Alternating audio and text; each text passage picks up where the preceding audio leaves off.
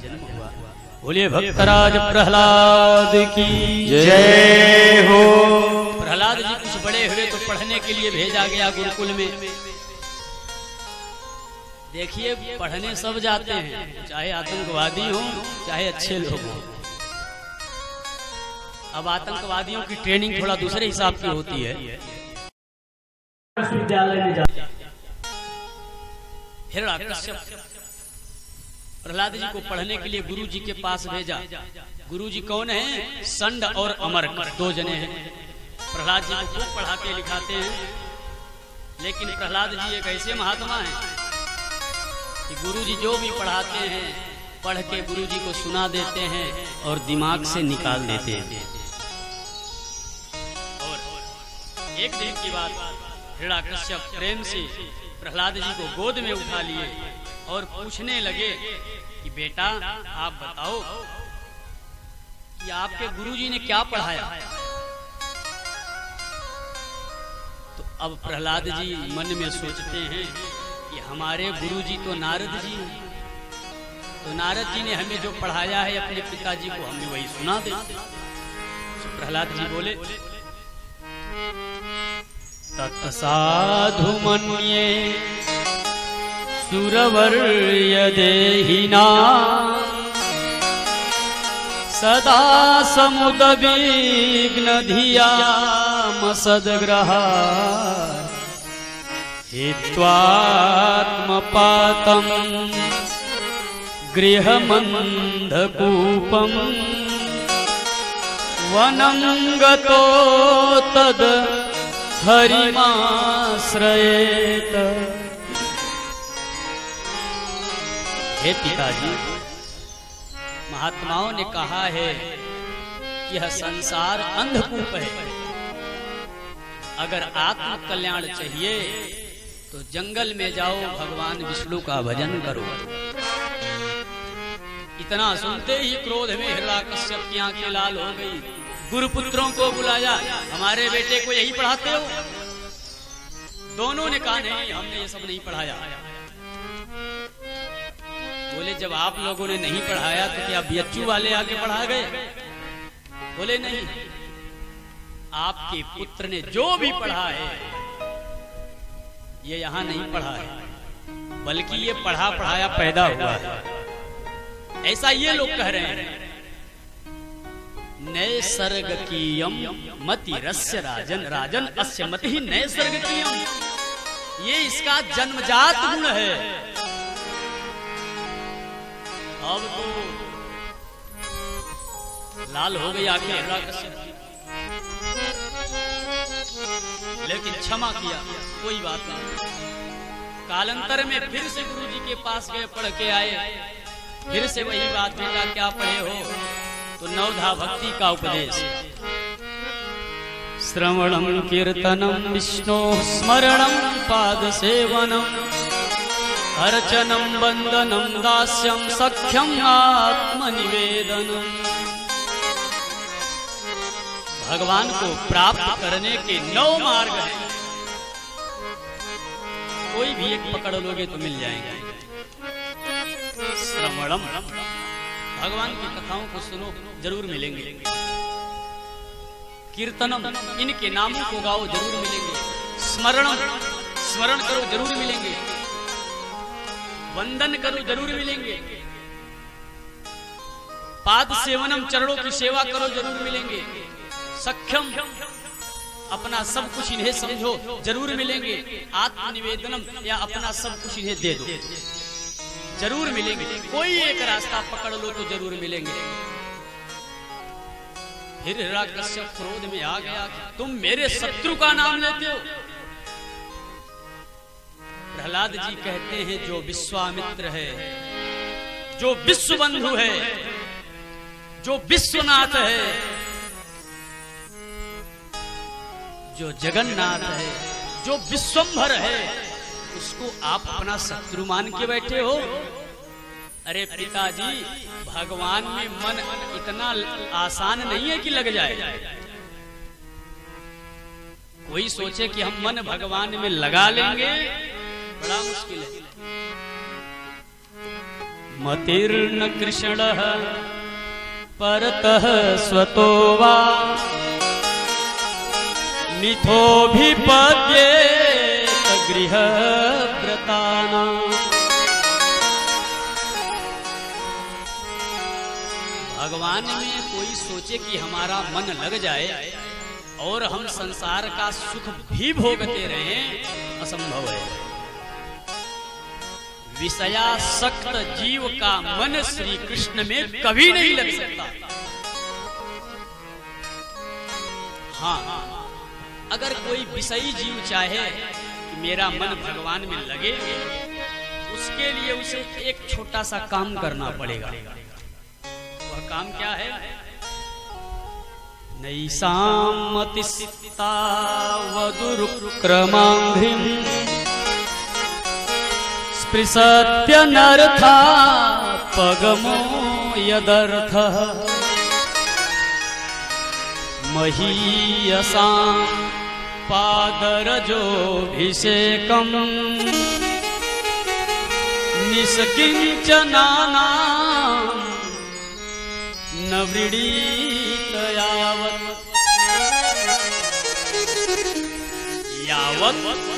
निष्किंचनानां न व्रीडीत।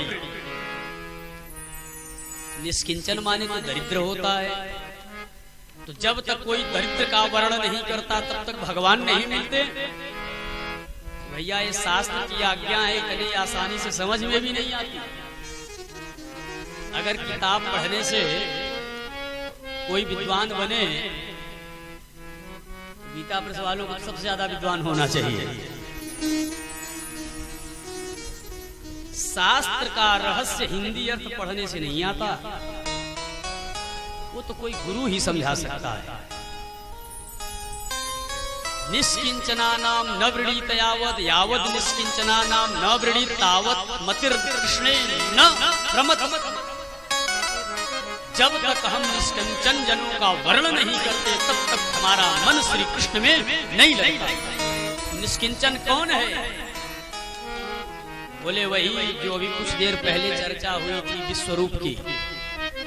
उन्होंने कहा ना, अकिंचनानां हि धनं शिलोंछनं,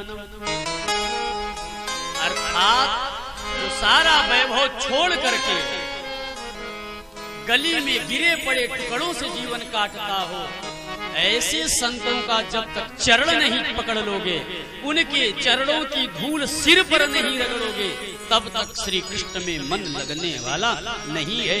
महीयसां पादरजोऽभिषेकं, महीयसां महापुरुषाणां न अभिषेकम। जब तक महापुरुषों के चरण रज हमारे मस्तक पर नहीं पड़ेंगे तब तक भगवान में मन नहीं लगेगा। अब एक छोटी सी बात, क्या हम किसी के चरण की धूली सिर में डाल लेंगे तो भगवान मिल जाएंगे? ये भी रहस्यात्मक बात है। यही है शास्त्राज्ञा। बहुत सरल नहीं होता, पढ़ने में सरल है, समझने में कई बहुत समय लगते हैं। किसी के चरण रज को मस्तक पर धारण करने का यही अर्थ है। छोटी बात, किसी के चरणों में सिर हम तभी झुकाएंगे जब अपने को छोटा समझेंगे और अगले को बड़ा समझेंगे। दोनों बातें होंगी तभी सिर झुकेगा। और चरणों की धूल सिर पर रखने का मतलब है कि हे महाराज, हमारी औकात इस धूल से भी कमजोर है। अर्थात अपने अंधकार अहंकार को भली भांति जो गला दे उसे भगवान प्राप्त होते हैं, सबको नहीं। हिरण्यकश्यप कुछ नहीं सोचता है, सीधे सैनिकों को आदेश दिया, ले जाओ इसे मरवा दो। अब लेके गए पागल हाथियों के सामने, हाथी मारने दौड़े। प्रहलाद जी हाथियों को देखे, हाथी चिल्लाते हुए आ रहे थे। प्रहलाद जी ऐसे खड़े हो गए मुस्कुराते हुए।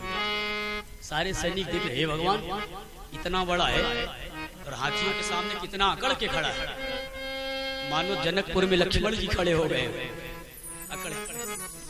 जैसे हाथी पास में आए, इस प्रकरण में हमारे गुरु जी बहुत बढ़िया बात बताते हैं, भागवत में तो नहीं लिखी। हाथी मारने के लिए जैसे पैर उठाया प्रहलाद जी का, है हम तुम्हारे चाचा हैं। हाथी कदम पीछे खींच लिया, चक्कर में पड़ गया, हे भगवान हमारा चाचा यहाँ कैसे आ गया। पूछ लिए भैया चाचा कैसे हो, बोले लंबा रिश्तेदारी है, बहुत दूर का संबंध है। अरे फिर भी कहाँ का। प्रहलाद जी ने कहा तुम गणेश का नाम सुने हो? हाँ रे लंबोदर को कौन नहीं जानता, हमारे स्वामी हैं, हम उनके गण हैं, वो हमारे गणपति हैं। बोले मैं गणेश का चाचा लगता। गणेश जी ने तो हमसे कभी नहीं बताई कि तुम उनके चाचा हो। बोले गणेश से मेरी मुलाकात थोड़ी हुई, वो तो गणेश के पिताजी जो हैं वो और हम दोनों एक ही गुरु की चेला। तो उनके पिताजी महादेव जी हमारे भाई हो, क्योंकि वो भी दिन रात भगवान के कीर्तन में मगन रहते हैं और हम भी कीर्तन में मगन रहते हैं। और भगवान का एक हाथ उनके सिर पर महादेव जी के और एक हमारे सिर पे रहता है, तो हम दोनों भाई भाई हो गए। और तुम हमारे भाई के लड़के के मित्र हो तो संबंध तो चाचा वाला ही बनता है। बाकी तुम लोग जैसा करो, इज्जत दोगे तो ठीक है, नहीं तो कोई बात नहीं। आजकल के बच्चे कहाँ बड़ों की इज्जत करते हैं। प्रहलाद जी की इतनी मोहिनी बात, हाथी प्रसन्न हो गए, सूंड में लपेट के पीठ पर बैठा लिया, हाथी की सवारी निकल गई। सारे सैनिक भयभीत हो गए कि हे भगवान ये तो महामाया भी है। कौन सा मंत्र बड़बड़ा दिया हाथी के कान में कि हाथी भी इसे सिर पे बैठा लिया। अब इनको मारने के लिए अपचार किया गया। अपचार माने लोग टोटका करते हैं, वो भी हुआ, कृत्या आई, वहां भी बच गए। सर्पों के सामने रखा गया, वहां भी बचे। पानी में फेंका गया, वहां भी बच गए। और अंततः होलिका जी आ गई, जला के मार डालूंगी, लेके गोद में लेके बैठ गई, चंदन की चिता जलाई गई। भगवान की ऐसी लीला, हवा का झोंका आया, वरदानी वस्त्र होलिका देवी का उड़ गया, होलिका भस्म हो गई और प्रहलाद जी सुरक्षित। आग शांत हुआ, प्रहलाद जी बाहर, और जैसे बाहर हो गए जितने भी इनके मित्र मंडली थे सब अबीर गुलाल उड़ाने लगे। होलिका दहन हो गया ना, अब अबीर गुलाल उड़ रहा है, क्योंकि मेरा मित्र बच गया, खुशी में। और हिरण्याकश्यप के जितने मित्र थे ये बेचारे बड़े टेंशन के मदिरा पी करके नाली में लौटने लगे। और तब से परंपरा चली आ रही है आज तक। प्रहलाद जी के समर्थक अबीर गुलाल उड़ाते हैं और बाकी वाले आप जानते ही हैं, ज्यादा कुछ कहना ही नहीं है। बोल वृंदावन बिहारी लाल की जय। और अब क्रोध में आकर के हिरण्याकश्यप ने कहा, एक दिन तुम्हारा भगवान सब जगह है तो खंभे में क्यों नहीं दिख रहा? प्रहलाद जी ने कहा मैं देख रहा हूँ। हिरण्याकश्यप ने जोरदार मुष्टिका का प्रहार खंभे में किया, घर घर की आवाज करते हुए भगवान खंभे को फाड़ के प्रकट हो जाते हैं। बोलिए श्री लक्ष्मी नरसिंह भगवान की। भगवान का इतना उग्र स्वरूप देखते ही हिरण्याकश्यप भयभीत, भगवान पकड़ लेते हैं, ऐसे पकड़े जैसे कोई बाज कबूतर के बच्चे को पकड़ लेता है। ब्रह्मा जी के संपूर्ण वरदानों का स्मरण कराया और ड्योढ़ी पर ले जाकर के जंघे पर रख करके विशाल नखों से उसके छाती को फाड़ देते हैं और उसके आंत को भगवान खींच लिए बाहर और उसके आंत की माला पहन लेते हैं। तब से भगवान का एक नाम हो गया आंत्रमाली।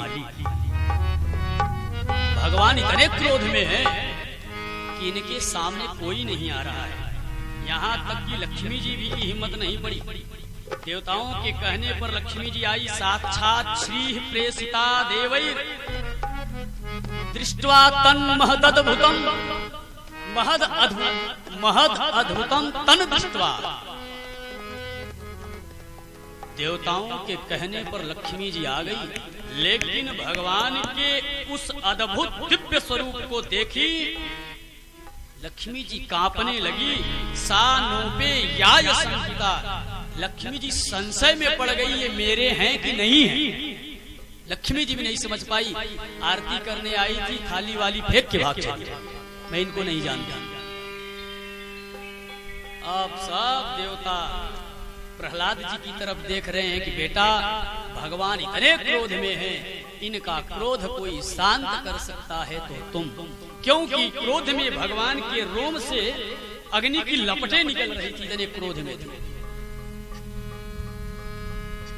प्रहलाद जी तुरंत अपने स्थान से उठे, भगवान के चरणों में जाकर के सीधे दंडवत प्रणाम, अंगूठों पर, दोनों अंगूठों पर दोनों हाथ रख दिए।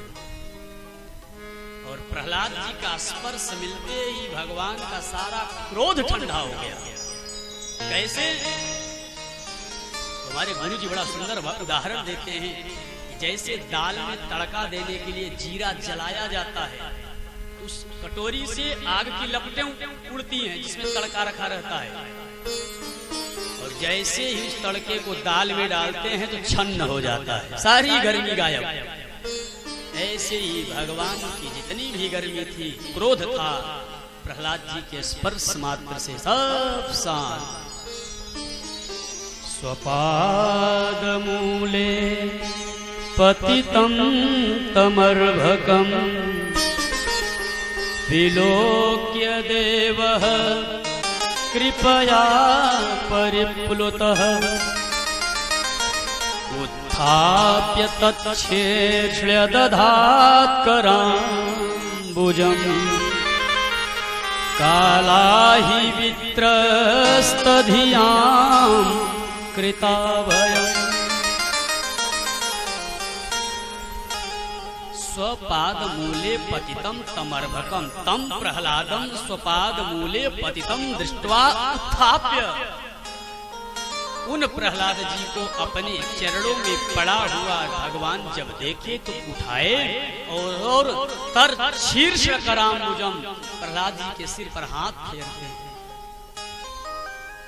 भगवान की आंखों से झरझर आंसू बह रहा है। बेटा मुझे क्षमा कर दो, मुझे आने में बड़ा देर हो गया।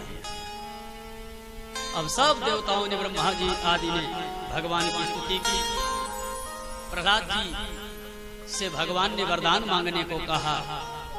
प्रहलाद जी ने बस एक ही वरदान मांगा है। क्या? प्रहलाद जी ने कहा, भगवान अगर वरदान देना है तो ये वरदान दे दो कि मैं कभी किसी से कुछ न मांगूं, क्योंकि जब तक मन में लेने की अभिलाषा है तब तक जीवन में दुख है, और जिस दिन लेने की अभिलाषा खत्म उसी दिन सारा दुख खत्म। लेकिन भगवान के आग्रह करने पर प्रहलाद जी ने वरदान मांगा कि हे भगवान, विश्व का कल्याण हो। जो हम लोग बोलते हैं विश्व का कल्याण हो, ये नारा प्रहलाद जी का लगाया हुआ है। स्वस्त्यस्तु विश्वस्य खलः प्रसीदताम्, हे भगवान आप प्रसन्न होइए और विश्व का कल्याण हो। यही वरदान है। प्रहलाद जी का राजाभिषेक हुआ है, भगवान अंतर ध्यान हुए। कालांतर में प्रहलाद जी का सत्संग हुआ है अवधूत महात्मा दत्तात्रेय जी से, जिन्होंने इन्हें उपदेश किया है। सबके लिए उपदेश है, ब्रह्मचारी, गृहस्थ, वानप्रस्थ, सन्यासी, ब्राह्मण, क्षत्रिय, वैश्य, शूद्र, और सबके लिए एक ही सूत्र बोलते हैं, अगर जीवन में सुख चाहते हो तो पाने की अभिलाषा छोड़ दो, अगर सुख चाहते हो तो, और अगर पाने की इच्छा बनी रहेगी दुख बना रहेगा। धन कमाओ लेकिन कितना, जितने में जीवन चल जाए, और ज्यादा इकट्ठा करोगे तब बोले जैसे मधुमक्खी फूलों से पराग लाती है, डकारती नहीं, स्टोर रूम में सब ला करके जमा करती है, परिणाम क्या होता है? कोई दूसरा आदमी आता है, धुआं दिखा देता है, जो उड़ गए वो बच गए, जो चिपके रहे वो मर गए, और सब निचोड़ के लेके चला जाता है। तो अपना भी जान मत निचोड़वाओ, बस जो मिल जाए प्रसन्न रहो। ज्यादा जो करेगा उसे पाप लगेगा। एक काला धन के विरोध में दत्तात्रेय जी ने इसका बहुत पहले विरोध कर दिया था। अधिकम यो भी मन्येत सस्तेनो दंडमर्हति। जितने में आपका जीवन चल जाए इतना ही धन आपका है। इससे ज्यादा जो रखता है बोले सस्तेनो, वह चोर है, उसे दंड देना चाहिए। समझ लीजिए काला धन का कितना विरोध, कितना पहले से। यही कारण है कि उस समय सोने के सिक्के हर घर में कई कुंटल हुआ करते थे, क्योंकि कोई धन का संग्रह नहीं करता था, सब रखा रहे, इसलिए चोरी नहीं होती थी। क्योंकि सबको लगता था यार काम तो चल ही रहा है तो क्या लेना। और जब से ये तरह तरह के बैंक बन गए